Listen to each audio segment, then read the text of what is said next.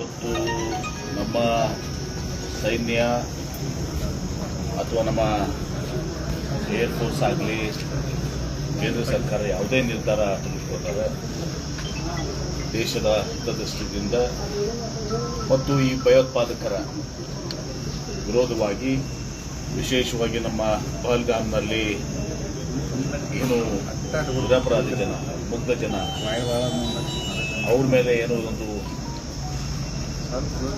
ಹೇಯ ಕೃತ್ಯ ಆಯಿತು, ಹಿಡಿತನ ಕೃತ್ಯ ಆಯಿತು. ಅದಕ್ಕೆ ನಾವು ನಿಶ್ಚಿತವಾಗಿಯೂ ಕೂಡ ಅದರ ಸೇಡನ್ನು ನಾವು ತೋರಿಸ್ಕೋಬೇಕು. ನನಗೆ ತಿಳಿದ ಹಾಗೆ ಒಂದು ದಿವಸ ಮಧ್ಯಾಹ್ನದಲ್ಲಿ ಕೂಡ ಇದಾಗುವಾಗ ಇವತ್ತು ಏನು ಉಗ್ರರ ತಾಣಗಳಿದ್ದಾವೆ, ಉಗ್ರಗಳ ಏನು ಅಡುಗೆ ತಾಣಗಳಿದ್ದಾವೆ, ಅವರ ಸೆಂಟ್ರ್ಗಳಿದ್ದಾವೆ, ಅದರ ಮೇಲೆ ಒಂದು ದಿವಸ ನಮ್ಮ ಏರ್ಫೋರ್ಸ್ನವರನ್ನು ಟಾರ್ಗೆಟ್ ಇಟ್ಟು ರೇಡ್ ಮಾಡಿದ್ದಾರೆ ಅಂತೇಳಿ ಎಲ್ಲ ಮಾಧ್ಯಮದಲ್ಲಿ ಬರ್ತಾ ಇದೆ. ಅದನ್ನು ನಾವು ಸ್ವಾಗತಿಸ್ತೀವಿ. ಇವತ್ತು ಇವ್ರನ್ನ ನಾವು ಉಗ್ರರನ್ನ ನಾವು ಬಂದು ಹಿಡಿಬೇಕು ಮತ್ತು ಈ ನಿರಪರಾಧಿಕ ಜನ ಏನಿದ್ದಾರೆ, ಮುಗ್ಧ ಜನರನ್ನ ಏನು ಇವರು ಹತ್ಯೆ ಮಾಡಿದ್ರು ಅದಕ್ಕೆ ನಾವು ಸೇಡನ್ನು ತಿಳಿಸ್ಕೊಳ್ತೀವಿ. ಸರ್, ಇವತ್ತು ಕಾಂಗ್ರೆಸ್ನ ಅಧಿಕೃತ ಟ್ವೀಟ್ ಖಾತೆ ಸರ್, ನಾವು ಶಾಂತಿ ಬಯಸ್ತೀವಿ ಅಂತ ಯಾವುದೋ ಒಂದು ಹಾಕಿದ್ದಾರೆ, ಸುಮ್ಮನೆ ಗೊತ್ತಿಲ್ಲ. ಶಾಂತಿ ಅಂತ ನಿಶ್ಚಿತವಾಗಿ ಎಲ್ಲರೂ ಬಯಸ್ತಾರೆ, ಆ ಬಗ್ಗೆ ಪ್ರಶ್ನೆ ಇಲ್ಲ. ಈಗ ನಾವು ಉಗ್ರರ ಮೇಲೆ ದಾಳಿ ಮಾಡಿಲ್ಲ, ಈಗ ಮಾತ್ರ ಟಾರ್ಗೆಟೆಡ್ ಇದೆ.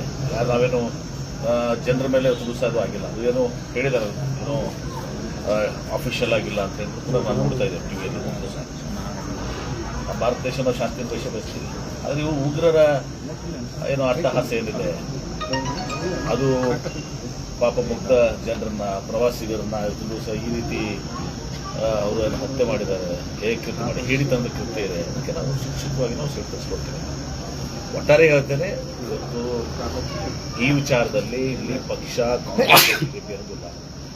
ಇವತ್ತು ಭಾರತ ದೇಶದ 140 ಕೋಟಿ ಜನ ನಾವೆಲ್ಲರೂ ಒಗ್ಗಟ್ಟಿದ್ದೀವಿ. ಎಲ್ಲ ಪಕ್ಷಗಳು ಕೂಡ ಒಗ್ಗಟ್ಟಾಗಿದ್ದೀವಿ, ಇರಲೇಬೇಕು. ಯಾಕಂದರೆ ಇದು ದೇಶ ಮೊದಲು, ಪ್ರಥಮ ದೇಶ, ನಂತರ ಪಕ್ಷ, ನಂತರ ಜಾತಿ ಧರ್ಮ ಇವೆಲ್ಲವೂ ಕೂಡ ನಮ್ಮ ದೇಶದ ಹಿತರಕ್ಷಣೆಗೆ ಯಾವುದೇ ತಗೊಳ್ಳಿ ಅದಕ್ಕೆ ಎಲ್ಲರೂ ಒಗ್ಗಟ್ಟಾಗಕ್ಕೆ ಬೆಂಬಲ ವ್ಯಕ್ತಪಡಿಸೋದು ನಮ್ಮ ಕರ್ತವ್ಯ, ಅದನ್ನು ಮಾಡ್ತೇವೆ. ಸರ್, ನೀವೇ ಹೀಗೆ ಹೇಳ್ತಾರೆ ಸರ್, ಕೆಲವೊಬ್ಬರು ರೆಪೆಲ್ಗೆ ಲಿಂಬೆಯನ್ನು ಮೆಣಸಿನಕಾಯಿ ಕಟ್ಟಿ ಇದನ್ನು ಯಾವಾಗ ಚಲಾಯಿಸ್ತೀರಿ ಅಂತೇಳಿ ಅಣಕ ಮಾಡೋದು, ಆ ಅಣಕದ ವಿಡಿಯೋವನ್ನು ಪಾಕಿಸ್ತಾನದ ಬಳಸ್ಕೊಳ್ಳೋದು ಯಾರೋ ಸಂಸದರಿ ಸರ್, ಸಂಸದ ಆ ರೀತಿ ಮಾಡೋದು.